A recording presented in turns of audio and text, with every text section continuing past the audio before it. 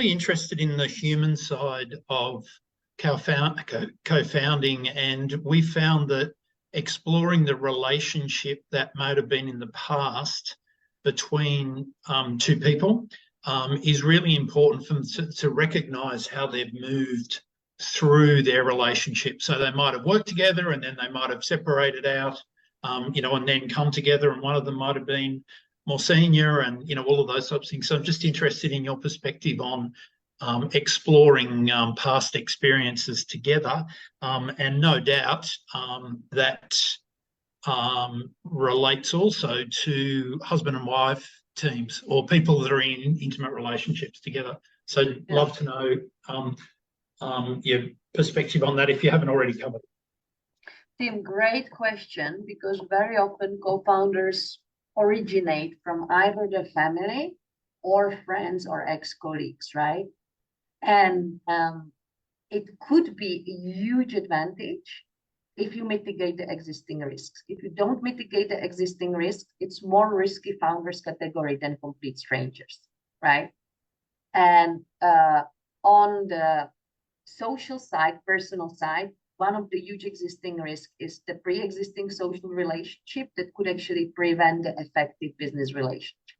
Now, that is something you can actually test. Again, like if you work with teams as a coach, how comfortable are they about their uncomfortable topics? Can they separate, right? You test it and you can actually build Chinese walls around it.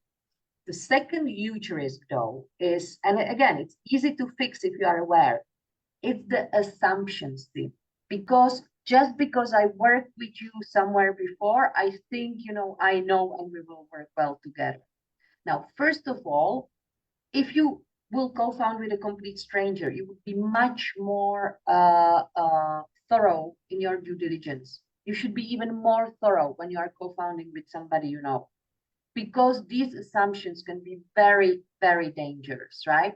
Then you also need to think about whether the reason why I would like to work with us together, right? So for example, with you, is it transferable, right? Very often you have either corporates or academia, and then you are trying to transfer it into the startup environment. It's hugely different. Some people can perform extremely well in corporate and they cannot absolutely function in startup environment because the speed, the level of risk, everything else is completely different, right? So I would say the extra due diligence when you are co-founding with anybody you know. And it's something that can be easily mitigated, but we don't do it because I think just because I know you for 30 years and we do barbecue every Sunday, I know you well. Well, I assume that I know you well in areas where I've actually never explored, right? So that's where the whole dating would be very much even more important. Because on the other hand, you have the huge benefit of the trust, right? And the existing, so but you need to be careful for these categories. Yeah. Great question. Thank you.